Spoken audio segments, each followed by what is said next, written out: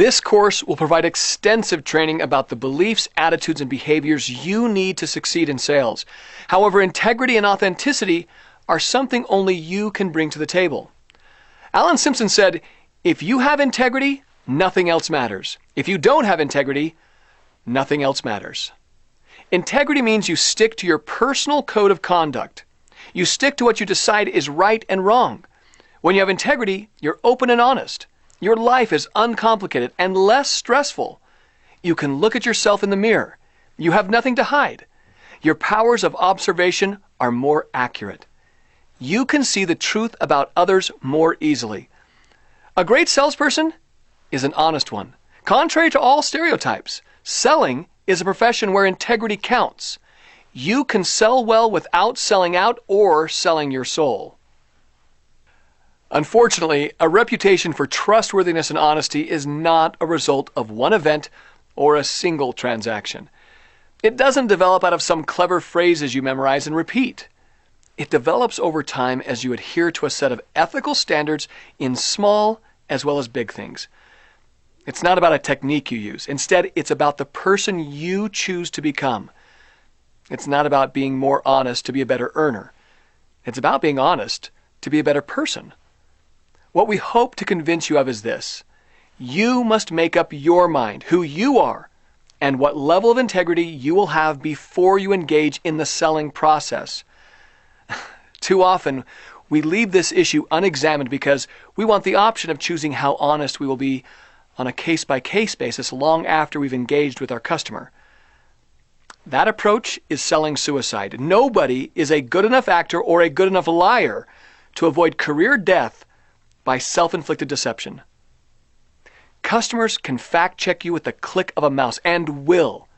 Every deception you practice will be spread and amplified by your offended customers' social media networks. Once your online reputation is shot, you may not be able to get a sales job anywhere on earth. That's why they call it the World Wide Web. Keep in mind what we're up against. Google has indexed over 76 million pages dealing with the subject of sales tricks. Many businesses and consumers feel that the subject is under-documented. Your selling integrity is a mirror image of your personal integrity. Robert Brault said, "There is an ongoing battle between conscience and self-interest in which, at some point, we have to take sides." Integrity comes from consistency and compliance with what we believe. It's also strongly influenced by our sales philosophy. So let's look at your sales philosophy and make sure it fully supports the needs of your sales career. Your thoughts control your actions, not the other way around. More importantly, your thoughts are framed by your philosophy. Having the right selling philosophy is the single most important step toward earning the trust of your customers. So, what exactly is the right selling philosophy? That's up to everyone to decide for themselves, but we believe it should include at least these 3 key components. First, practice the golden rule of selling. Treat others only in ways that you're willing to be treated in the same exact situation. To apply it, imagine yourself in the exact place of your customer on the receiving end of the action.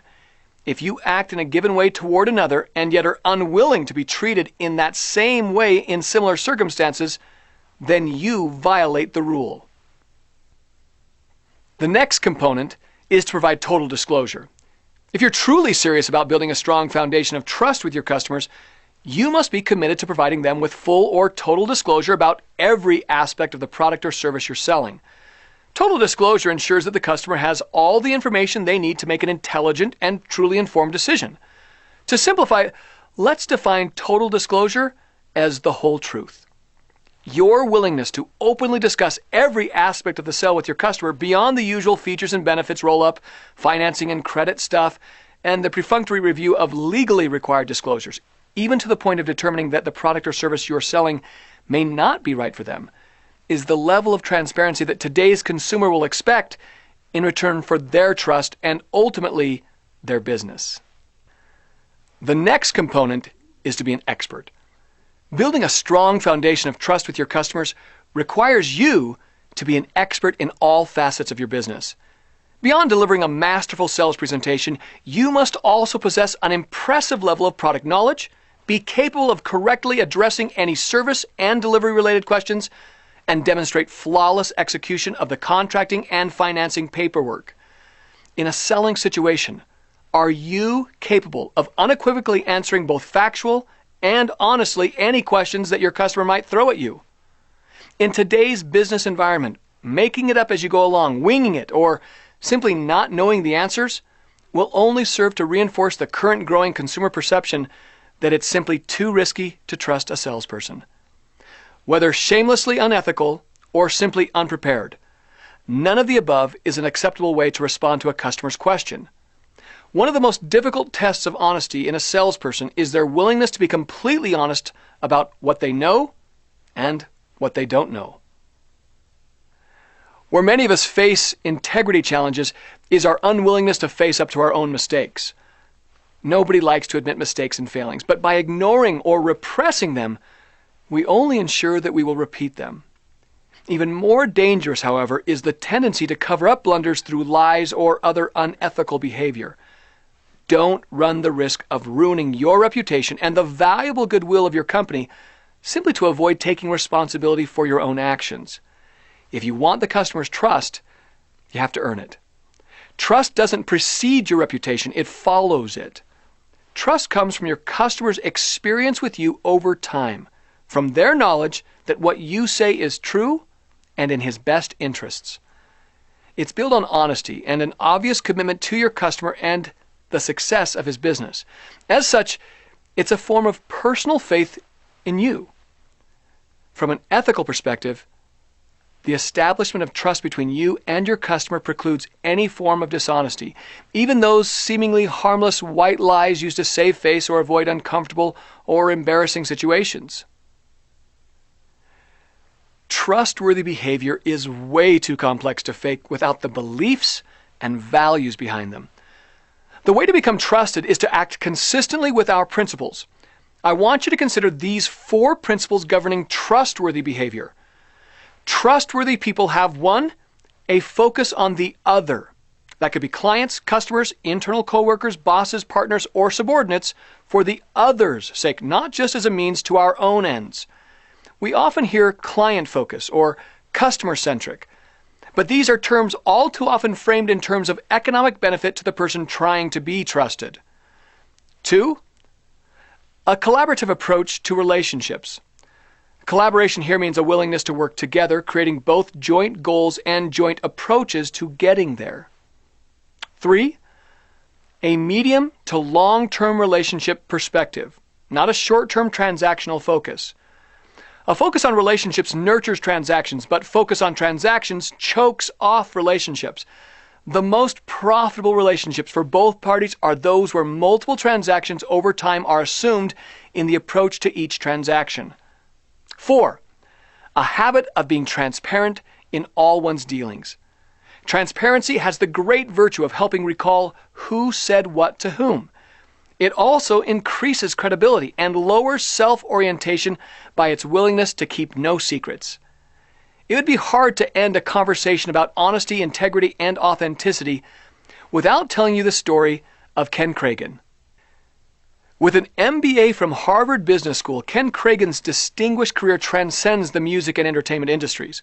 He successfully managed some of the world's most important entertainers, including Kenny Rogers, Lionel Richie, Trisha Yearwood, Olivia Newton-John, the Bee Gees, the Smothers Brothers, and Travis Tritt, to name a few. He organized the historic recording session to fight starvation in Africa, We Are the World. He put a continuous line of 5 million people together holding hands from the Pacific coast to the Atlantic Ocean, raising funds and awareness for poverty in the U.S., hands across America. He is the only individual ever elected president of both the Country Music Association and Academy of Country Music. But what makes Ken Kragen special is his honesty. In an industry known for deception and deceit, Ken stands out. He has built a reputation as a completely honest man. He doesn't even tell white lies to cover his backside or to make things easier for himself, says Kenny Rogers, one of his clients. In 1992, Jay Leno, with the powerful help of his manager Helen Kushnick, had defeated David Letterman's bid to become the Tonight Show host after Johnny Carson retired. Jay competed with Arsenio Hall for the younger audience on late-night TV. Leno's producer, Helen Kushnick, called Ken Kragen to tell him that she wanted Travis Tritt to perform on The Tonight Show about a month later. Ken told her that he had already booked Travis Tritt on the Arsenio Hall show for that time. She told him in no uncertain terms that he had better break the deal with Arsenio or she would ban Travis Tritt from The Tonight Show for life. She implied she would take revenge against Ken's other clients as well. Subsequently, the day before she was to perform on The Tonight Show, Trisha Yearwood, a Kragen client, was dropped from the show. Now, here's the point of the story. Ken called the editor of Variety, the entertainment trade newspaper, and told the entire story of his encounter with Helen Kushnick to the editor. Ken's reputation for honesty was so high that the paper printed the story in full without even checking with The Tonight Show to see if the story was true. 3 things resulted. First, Variety and the national newspapers were able to verify everything Ken had told them. Second, Helen Kushnick was fired as Jay Leno's manager and The Tonight Show producer. Third, a short time later, HBO created a movie about the Helen Kushnick story called The Late Shift, starring Kathy Bates as Helen. Ken Kragen played himself. One of the reasons Ken has been so effective in helping raise money for worthy causes is because not only is he honest, he's authentic. That means that when Ken interacts with people at every level, he is himself. He's the same person, whether he's with the U.S. president, the head of the United Nations, a music star, or the guy that cuts his yard. Authenticity can be defined as being true to one's own personality, spirit, or character. Perhaps James Miles said it best when he said, "You can easily judge the character of a man by how he treats those who can do nothing for him." We all recognize and appreciate authenticity when we see it. We see it when we meet someone who is consistently honest with himself and with others. Authentic people always look comfortable in their own skins.